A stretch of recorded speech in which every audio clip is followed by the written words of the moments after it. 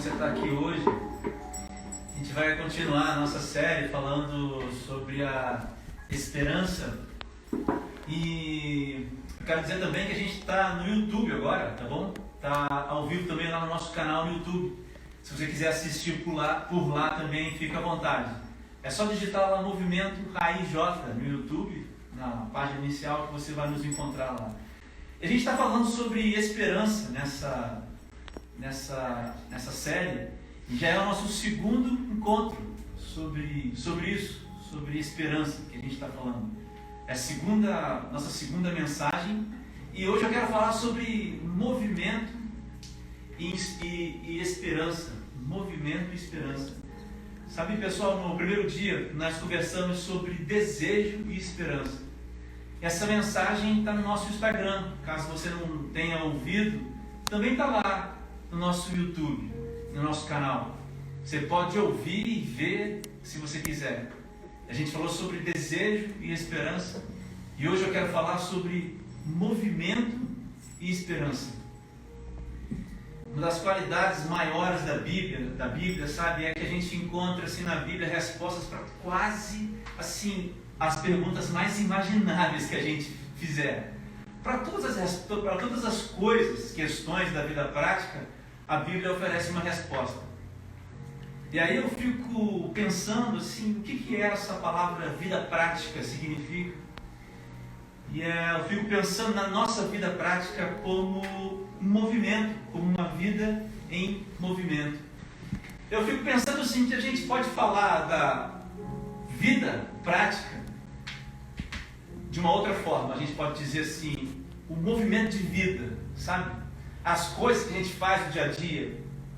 Vocês estão entendendo o que eu estou dizendo? Assim, a Bíblia oferece resposta para as coisas da vida, para as coisas práticas da vida. E aí a vida vai se fazendo, sabe, no movimento perpétuo.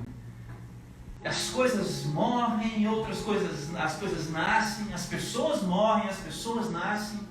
E esse movimento perpétuo da vida vai seguindo, vai seguindo e vai seguindo. E aí assim, viver é estar em movimento, quer você queira ou não. A partir do momento que você saiu da barriga da sua mãe, o movimento começou a acontecer. E eu chamo isso de movimento de vida. E hoje eu decidi falar de esperança a partir desse ponto de vista. A partir do ponto de vista desse movimento de vida. A partir da prática ou da vida prática. E essa reflexão nossa tem a ver com uma pergunta. E a pergunta talvez seja essa: como eu devo depositar a minha esperança em Deus? Você está me entendendo? Como eu devo depositar a minha esperança em Deus? É a pergunta que está ligada com essa questão. Se a gente está falando de esperança, e se a gente está falando de movimento de vida e esperança, a relação que essas duas coisas têm é expressa na resposta dessa pergunta: como eu devo depositar a minha esperança em Deus? Como eu devo depositar a minha esperança em Deus? Eu quero ler com você Hebreus, capítulo 10, dos versículos 35 ao 39. A gente vai ler, e aí a minha versão aqui é a nova versão internacional, a NVI. Aí diz assim: por isso não abram mão da confiança que vocês têm. Ela será ricamente recompensada. Vocês precisam vocês precisam perseverar, de modo que quando tiverem feito a vontade de Deus, recebam o que Ele prometeu. Pois em breve, muito em breve, aí começa uma espécie de hino, uma espécie de lembrança aqui do Velho Testamento. Pois em breve aquele que vem virá e não demorará. Mas o meu justo viverá pela fé, e se retroceder, não me agradarei dele. E termina assim: nós, porém, não somos dos que retrocedem e são destruídos, mas do que creem e são salvos. Que palavra, né? Deixa eu fazer mais uma oração com você. Senhor Deus, no nome de Jesus, eu peço que o Teu Santo Espírito tenha total liberdade nessa hora. As pessoas que ouvem essa mensagem aqui agora, hoje, nesse momento, ou depois, ou outro dia, o Santo Espírito do Senhor invada esses corações e provoque a mudança que tem que ser provocada. E aí, no nome de Jesus, toda arma, vontade, desejo do mal, de Satanás, dos seus demônios, dos seus anjos, caiam por terra agora, no nome de Jesus. Amém. Você ouviu esse texto aqui de Hebreus, capítulo 10? Você sabe, né? O livro de Hebreus, a gente não sabe bem quem escreveu esse livro de Hebreus. Mas a gente sabe que esse livro é escrito para alguns cristãos que estavam vivendo algumas situações onde o evangelho que eles tinham conhecido estava sendo assim bombardeado por outras coisas. A primeira coisa que eu vejo nesse texto, pessoal, e a primeira expressão que eu retiro desse texto está lá no versículo 35. E o que me chama a atenção é isso aqui: não abram mão. Não abram mão. Essa sentença aqui me chamou a atenção e eu queria falar sobre isso com você, começar falando sobre isso. O primeiro ponto desse texto que eu posso dizer para você é o seguinte: o que ocupa espaço em você se movimenta junto com você. Presta atenção. O que ocupa espaço em você se movimenta no movimento da vida com você. O versículo 35 de novo diz: não abram mão. Não abram mão. Não joguem fora. Mas aí você pergunta: não, mas André, não joguem fora o quê? O escritor continua: não abram mão da confiança. Você entende? Da confiança. Não abram mão da confiança. Só que o versículo 35 começa com essa expressão aqui, por isso. Essa expressão do versículo 25, do versículo 35, por isso, ela se conecta com o que vem antes dela. E sabe qual que é, meus irmãos, a história que está conectada com esse por isso? Olha só o que diz aqui os versos 32 e 33 de Hebreus 10. Lembrem-se dos primeiros dias, quando foram iluminados, e de como permaneceram firmes, apesar de muita luta e sofrimento. Houve ocasiões em que foram expostos a insultos e espancamentos. Em outras, ajudaram os que passavam pelas mesmas coisas. Seria como se o escritor aqui da carta aos Hebreus estivesse dizendo o seguinte para mim e para você: olha, não abram espaço para outras verdades ou para outros sentimentos. Você compreendeu? Esse cara, a pessoa que escreveu aqui essa carta, ela está falando para pessoas que um dia tiveram um encontro com o Evangelho, para pessoas que um dia experimentaram algo novo. Essa palavra não abram mão é para quem tem alguma coisa ou para quem teve alguma coisa nas mãos, mas para pessoas que passaram por momentos difíceis sem abrir as mãos. E o escritor da carta aos Hebreus exorta aos Hebreus dizendo: olha, continuem então não abrindo mão da confiança. E eu acho que esse é o problema do movimento da vida em esperança. O grande problema para mim é esse aqui. Porque a gente não vive essa parte do não abra mão. que eu quero tentar te dizer nessa noite é que esperança e medo, esperança e covardia, esperança e falta de fé, essas coisas elas não ocupam o mesmo lugar.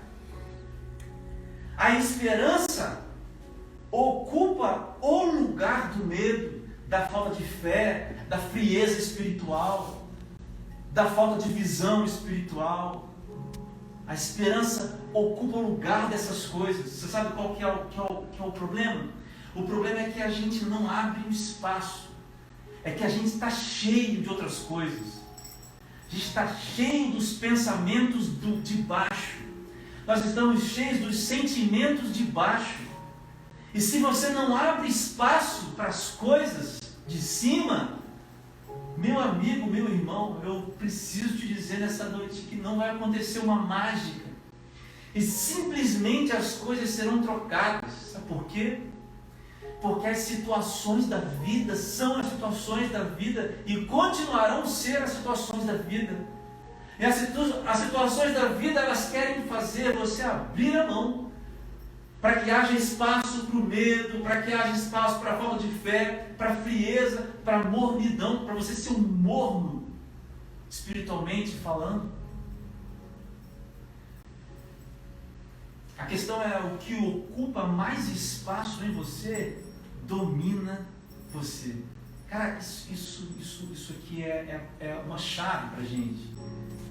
Eu quero que você se pergunte o que é que ocupa o seu espaço interior.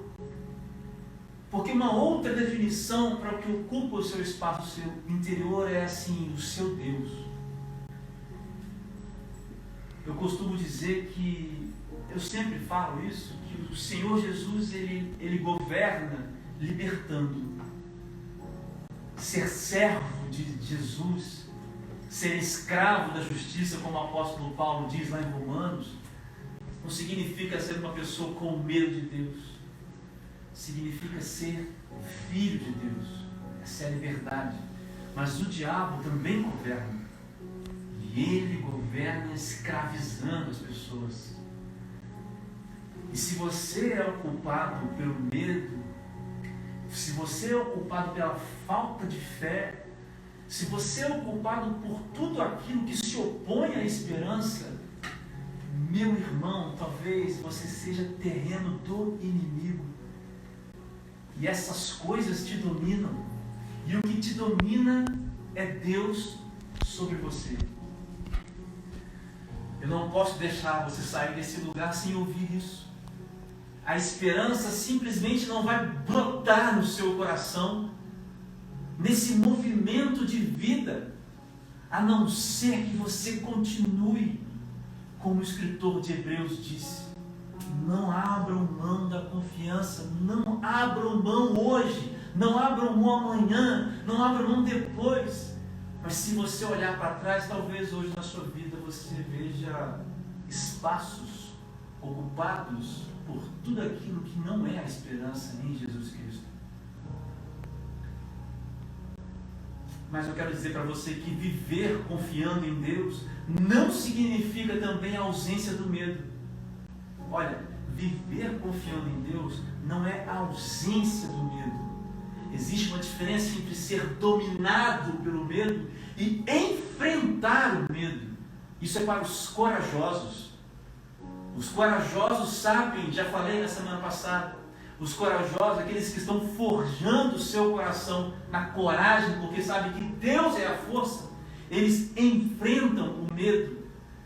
Portanto, uma pessoa que vive uma vida na esperança, ela não vive na ausência do medo, ela enfrenta o medo. Tiago capítulo 4, versículos 13 e 15, olha só. Ouçam agora, vocês que dizem, hoje ou amanhã iremos para esta ou aquela cidade, passaremos um ano ali, faremos negócio e ganharemos dinheiro. Vocês nem sabem o que lhes acontecerá amanhã, qual que é a sua vida. Vocês são como a neblina, que aparece por um pouco de tempo e depois se dissipa. Ao invés disso, deveriam dizer, se o Senhor quiser, viveremos e faremos isto ou aquilo. eu acrescentaria essa palavra o seguinte: se o Senhor quiser, viveremos ou faremos isto ou aquilo, porque Ele é a nossa esperança. Portanto, não é uma vida mágica que eu estou pregando para você aqui, nem uma vida de novela, nem muito menos uma vida baseada nesse jargão escrito assim: olha, pare de sofrer. Não é isso.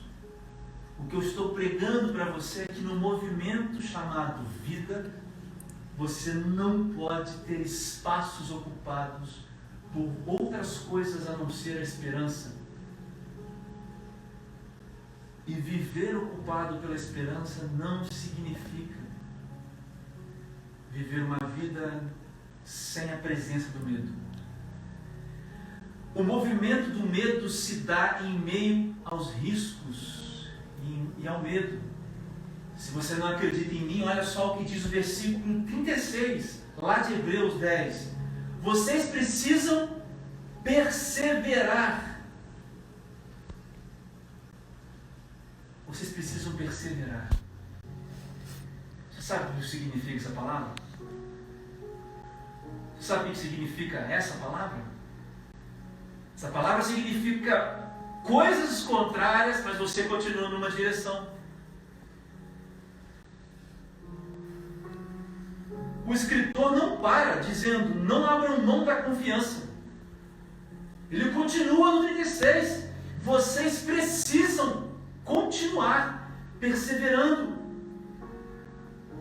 E ele continua: de modo que quando tiverem feito a vontade de Deus, recebam o que ele prometeu. E o versículo 37 diz qual é a base da nossa esperança: pois em breve virá aquele que está para vir, não se atrasará. Meu amigo, essa é a base da nossa esperança. Uma esperança que aponta os nossos olhos para o futuro. Aquele que vem virá, e Ele é Jesus Cristo. Aquele que vem virá, e Ele não se atrasará. Existe um hino do Inário, muito antigo, e que eu lembro que eu cantava quando era criança, que diz assim: quando sim fizer chamada, eu lá estarei. Quando sim fizer chamada, eu lá estarei. Essa juventude tem problemas com conteúdo e forma. Essa juventude está muito mais preocupada com a forma do que com o conteúdo. Tudo bem que esses hinos têm formas um pouco ultrapassadas, musicalmente falando, mas são conteúdos. E quando Jesus fizer a chamada, onde você vai estar? Eu sei aonde eu vou estar. E é nessa esperança que eu vivo as minhas lutas. É nessa esperança que eu preencho os espaços que o medo tenta ocupar. E mais, meu amigo, essa esperança não está apenas apontando para a gente no futuro, ela está sobre nós agora. Então existe uma dimensão do tempo agora, que você pode presenciar agora. Porque esse é o grande lance, cara, de todas as coisas aqui. Porque quando você pensa nesse futuro, nessa esperança, naquele que há de vir, qual é o seu medo do presente? Qual é o movimento de vida que você vai levar se a esperança do futuro enche o seu coração? É porque quando Ele fizer a chamada, você não vai estar lá. É por isso que você não vive a esperança. Seja sincero com você. A minha oração hoje é para que essa palavra corte o que tiver que cortar, para que sangre o sangue podre que tem que sair de dentro de nós, para que o novo de Deus corra dentro de nós.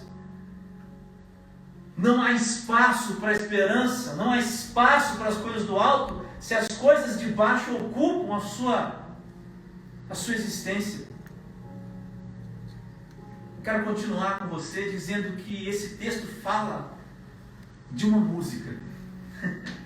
De uma música de um cara que não foi nada cristão. Existe um compositor chamado Cartola, um sambista que viveu da maneira mais errada diante do Evangelho que a gente sabe. Mas ele escreveu uma canção chamada assim: O mundo é um moinho. Presta Presta atenção no que diz o versículo 38. Mas o meu justo viverá pela fé. E se retroceder, não me agradarei dele. Versículo 38 de Hebreus 10. Você sabe de onde é essa citação aqui? Você sabe de onde é? É de Abacuque 2,4. Você sabe quem é Abacuque? O que foi o livro de Abacuque? Os três primeiros capítulos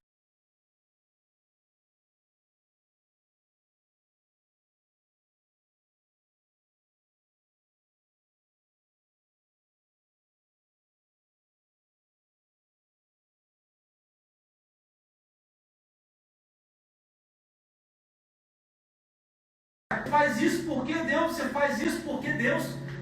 E Deus estava anunciando para Abacuque que ia usar o povo da Babilônia, um povo ímpio, para subjugar o povo de Deus. E Abacuque estava indagando a Deus: por que, Deus, você vai usar o ímpio para nos subjugar?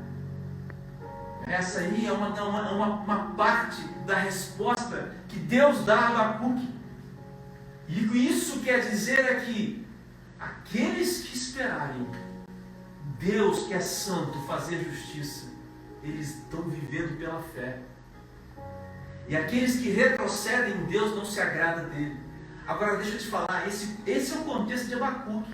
Mas você sabia que essa é uma das passagens mais, uma das passagens do Velho Testamento mais usadas no Novo Testamento? O meu justo viverá pela fé, e se retroceder, não me agradarei dele. Eu disse para você que teve um compositor, que se chamava Cartola, escreveu uma música chamada A Vida é um Moinho. Eu quero que você pense numa coisa agora aqui comigo. Pensa numa espécie de moinho hidráulico. O que é um moinho hidráulico? Corre um rio, certo? Corre um rio, e aí, à medida em que esse rio vai passando nesse moinho, vai fazendo movimentar o moinho, certo? Então vem o rio, o fluxo do rio faz o moinho se mover. Desse exemplo, existe uma máxima que diz o seguinte: águas passadas não movem moinhos. E existe uma outra máxima que a psicologia usa, que diz assim: águas passadas movem moinhos sim.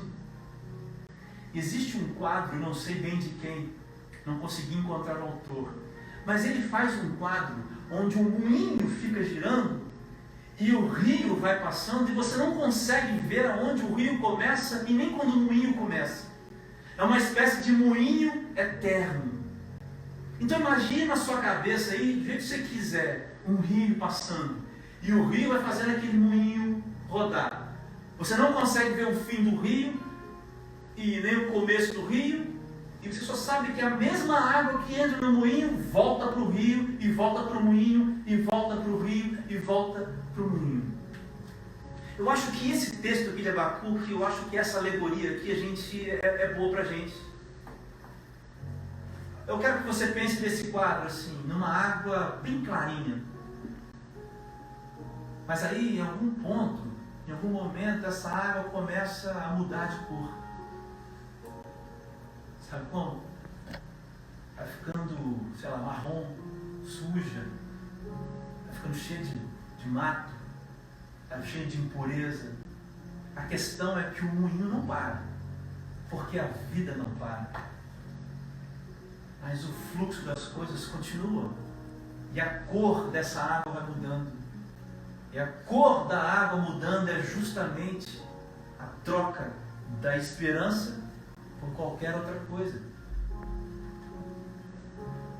Se a vida então é um moinho perpétuo, em movimento perpétuo, se a sua vida é esse moinho, qual é a cor, quais águas movimentam o seu moinho?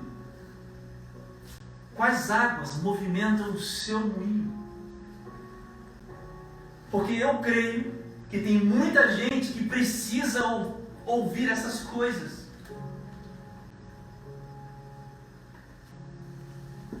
O que o versículo 38 diz é o seguinte: olha, o meu justo, ele deixa que as águas da esperança rodem o moinho. as águas da fé, as águas de quem vai para frente, porque a vida não para, porque ninguém fica parado, porque o tempo não para. Eu acho que o versículo 38 diz, olha, aqueles que retrocedem mudaram a água que estão rodando os seus moinhos, e essas pessoas não me agradam mais. É como se Deus estivesse falando. Essa palavra é para você que conhece o Evangelho. Essa palavra hoje é muito mais para você que conhece do que para quem nunca ouviu a palavra de Deus, ou nem conhece.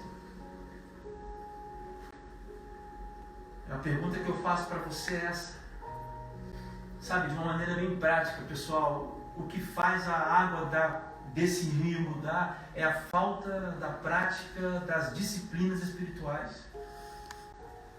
Você fala tanta besteira, você fala tanta bobice, você está preocupado com tanta coisa, que você não tem tempo para se calar, fechar sua boca, abrir os ouvidos. Você lê tantas coisas que você não tem tempo para ler a palavra de Deus.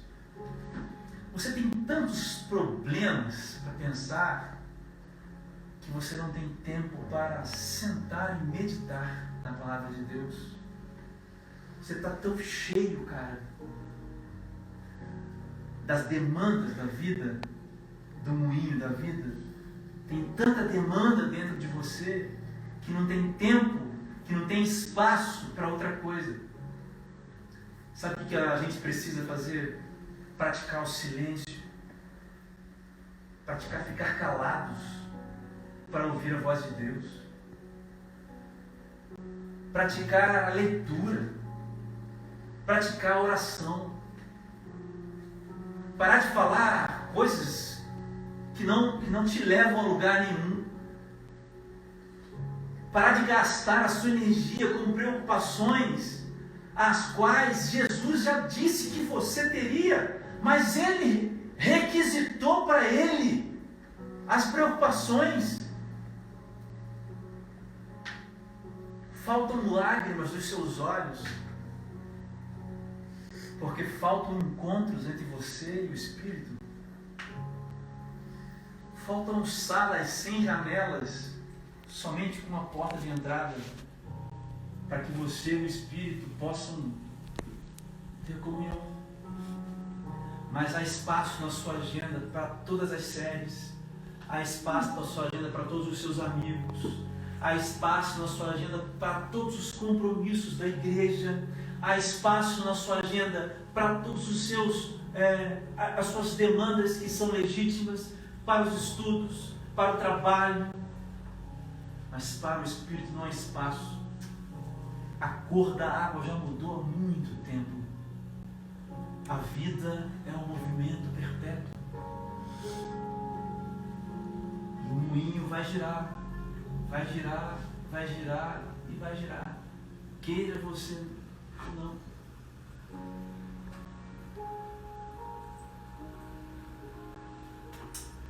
Mas eu também quero terminar dizendo para você sobre os inversos proporcionais. Eu quero falar com você sobre isso ainda agora. Olha só o que diz aqui o versículo 39. E é incrível, eu estou terminando. Nós, porém, não somos dos que retrocedem e são destruídos, mas dos que creem e são salvos. Finalizando tudo isso que nós conversamos hoje, aqui existem duas ideias contrapostas. Aqui, nesse texto, a ideia do crer, que é inversamente proporcional ao retroceder. A ideia do salvo, que é inversamente proporcional ao destruído. E aí, cara, a Bíblia nunca fala de ninguém no meio, porque não existe meio. É uma reta de duas pontas. E as pessoas só estão numa ponta ou em outra. seja a filosofia que você ache, seja a explicação para que você tenha, seja a adaptação da palavra que você faz, seja a hipocrisia que você carrega em você mesmo, seja lá qual for, só tem 2 pontos. Um dia, ontem eu ouvi uma pregação e eu queria dizer isso para vocês isso. Um dia todos estarão diante do Senhor. Todos estarão diante do Senhor. Você que reformula a palavra, você que obedece a palavra, você que tem explicações científicas, você que tem explicações filosóficas, você que não é bem assim, você um dia vai estar diante do Senhor. Todos estarão. Os maiores desse mundo estarão. Nós que estamos aqui nesse lugar, com uma caixa de pregos, botando uma televisão em cima, com um som que não é muito bom. E também a maior igreja desse mundo, com o melhor som, com a tela da maior qualidade, eles também estarão diante de Deus. Todos um dia estarão diante de Deus. Todos estarão diante de Deus. Todos. E aqui é a grande questão. A vida não para. E você só pode estar indo para frente ou para trás. O medo não te paralisa. O medo faz você retroceder.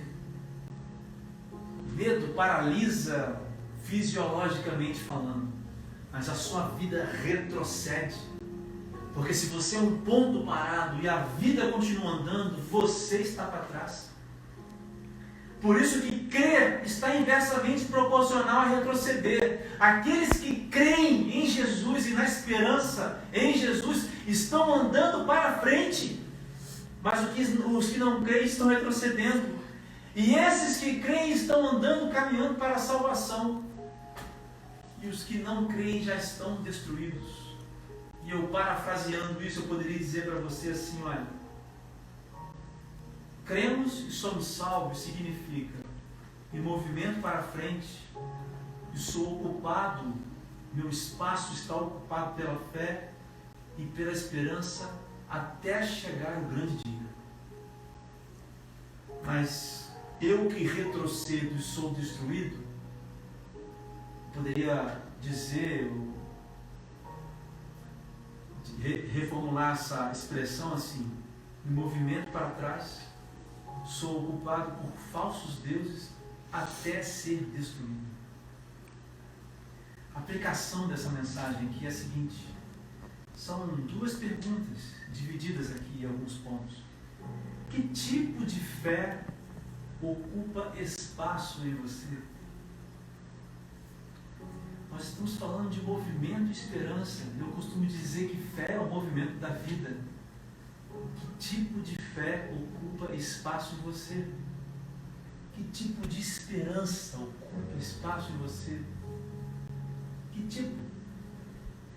Para qual direção você está se movimentando? Em direção a Deus, para frente? Ou em direção oposta a Deus?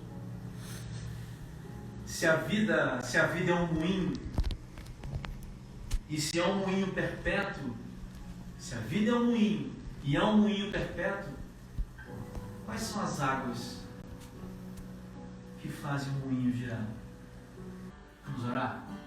Senhor meu Deus, meu Pai, muito obrigado, Senhor Deus, por esse dia.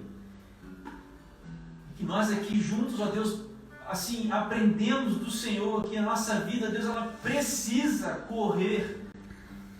Porque a vida está em movimento e nós precisamos caminhar, ó Deus, movimentar na esperança, em esperança que está firmada, alicerçada em Jesus Cristo.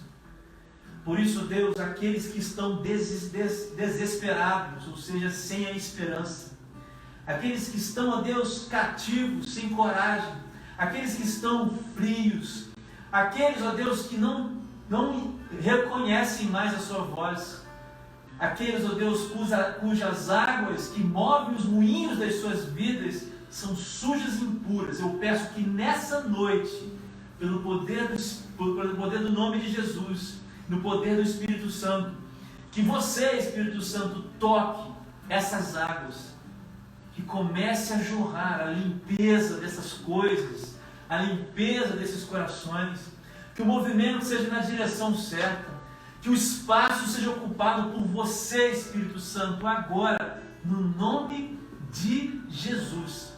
E por isso que eu oro, que toda cadeia seja quebrada, toda corrente seja destruída, toda obra de Satanás, no nome de Jesus, caia por terra agora, no nome de Jesus, e que haja pessoas libertas hoje, no nome de Jesus. Essa é a minha oração, no nome de Jesus, amém.